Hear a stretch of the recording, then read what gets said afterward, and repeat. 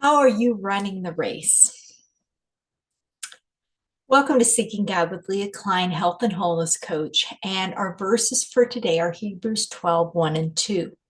Therefore, since we are surrounded by so great a cloud of witnesses, let us also lay aside every weight and sin which clings so closely, and let us run with endurance the race that is set before us, looking to Jesus, the founder and perfecter of our faith, who for the joy that was set before him endured the cross, despising the shame, and is seated at the right hand of the throne of God.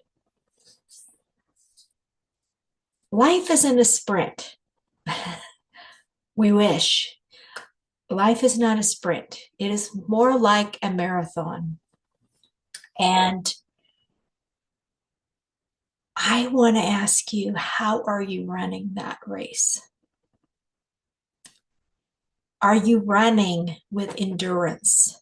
Are you laying aside every weight, every sin that clings? Apparently, in the Greco-Roman world, they pretty much ran and they're all together. Thank God we don't do that now, but they were wanting to get rid of anything that could hold them back from finishing the race. And we don't look towards the goal, other than obviously heaven is the goal, but we actually look and we're called to look to Jesus because he is our example of running the race and of enduring horrific things that we cannot even imagine for us because he knew what was ahead of him. For the joy set before him, he endured this cross because he knew it was temporary. It wasn't going to be forever. And he knew he would be reunited with the Father in heaven to sit at his right hand because his work was done.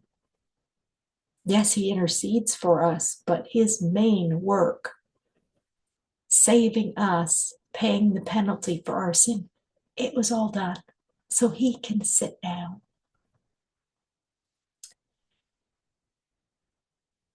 How can his example inspire you to run the race better? And I don't mean just running flat out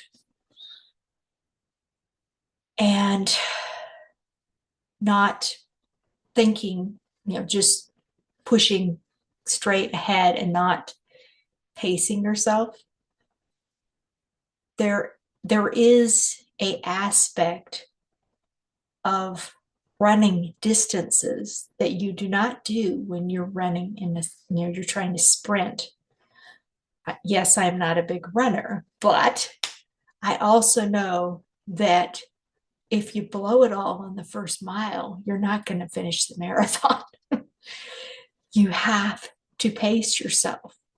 You have to know what one you train, and you have to know what speed you can go at and sustain.